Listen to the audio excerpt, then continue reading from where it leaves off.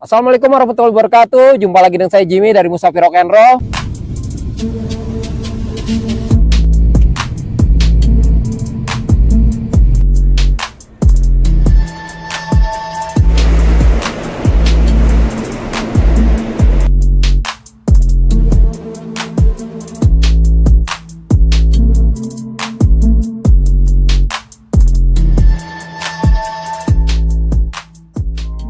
Selamat menunaikan ibadah puasa bagi teman-teman muslim yang menjalankan ibadah puasa.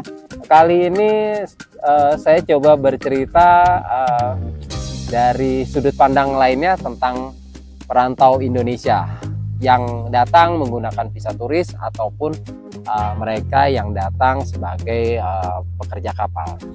Jadi teman-teman, selama di Amerika saya sangat yakin ketika kita tidak melakukan tindakan kriminal walaupun kita masuk dengan status dengan menggunakan visa turis dan kerja kapal, kita akan aman-aman saja alias tidak terkena deportasi. Selama di Amerika saya meyakinnya seperti itu, dan memang selama di Amerika saya selalu mendengar cerita seperti itu dan mempunyai kenalan yang aman-aman aja setelah mereka menginjak puluhan tahun sekalipun. Tapi ternyata pendapat saya itu berubah ketika saya pulang kemarin ke Indonesia. Jadi salah satu kenalan saya, teman yang bekerja di restoran, dia masuk menggunakan visa pelaut ya. Dia pekerja kapal, mungkin kapal pesiar, saya kurang paham. Intinya dia menggunakan visa pelaut. Saat itu dia masuk, teman saya ini masuk ke Florida dan berpindah ke negara bagian lainnya sebagai pekerja di restoran. Umumnya orang Indonesia yang pindah ke Amerika dengan cara ilegal ya.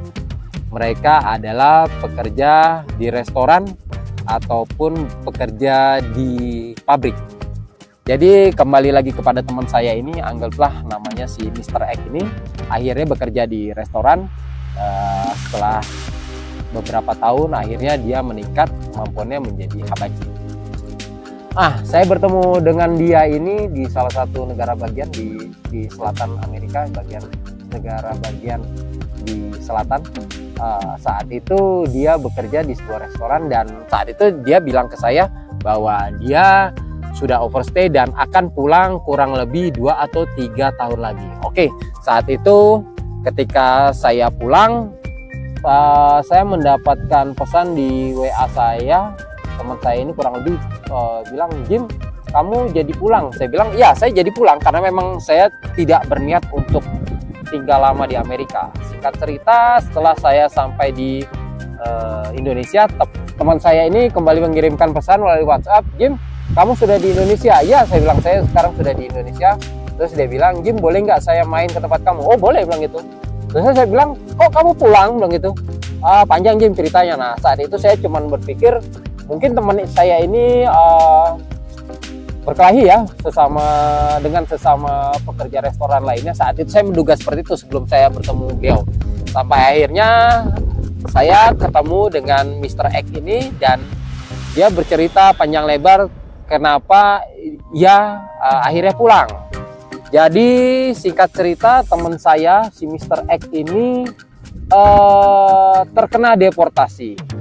Mungkin saya sendiri tidak akan percaya kalau tidak mendengar secara langsung kisahnya ini. Jadi saya bilang bukannya kita kalau ilegal di sana selama tidak melakukan tindakan kriminal aman-aman aja.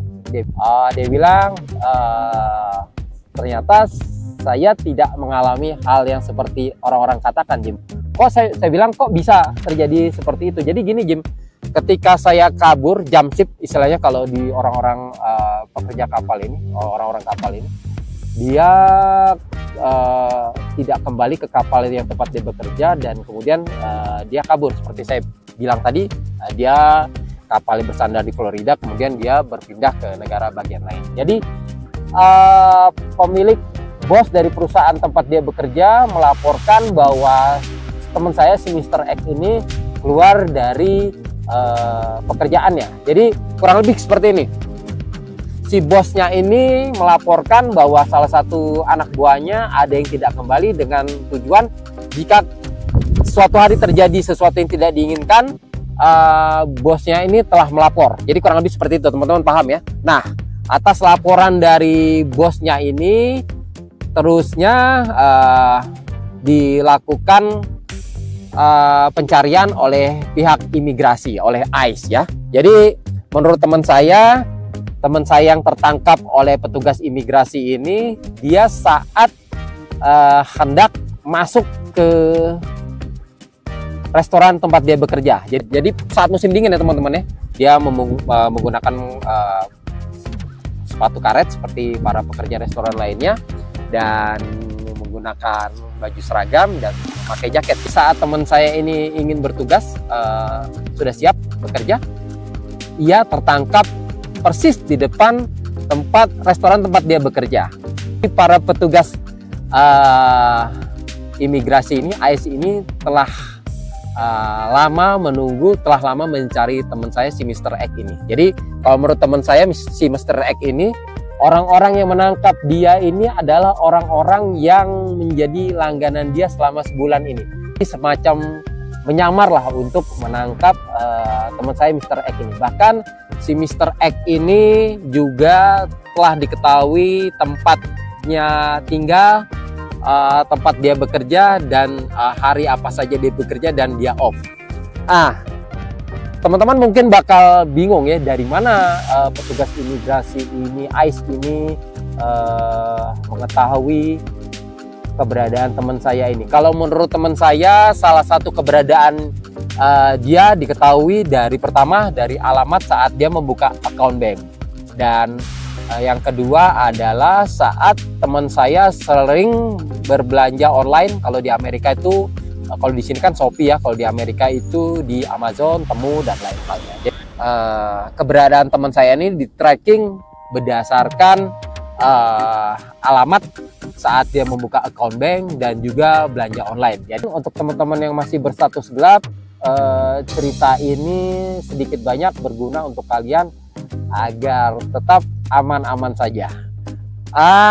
Cerita ini saya buat bukan bermaksud untuk menakuti teman-teman yang masih berada di sana, hanya bertujuan untuk waspada, dan juga tidak bertujuan memprovokasi teman-teman agar berbondong-bondong ke Amerika dengan status visa turis dan visa pelautnya. Semua pilihan itu tergantung kalian. Saya sekali lagi tidak memprovokasi untuk kalian melakukan hal yang sama. Semua resiko ditanggung teman-teman sendiri. Oke teman-teman, cukup sampai di sini dulu. Saya dan anak saya ingin kembali main. Ini salah satu tujuan saya kembali ke tanah air, karena saya kangen sama anak saya. Sekali lagi terima kasih untuk teman-teman ya. Selamat beribadah puasa. Jangan lupa untuk share, like, dan subscribe. Salam dari saya Jimmy dari Musafir Rock and Roll. Dadah Bang. Dadah.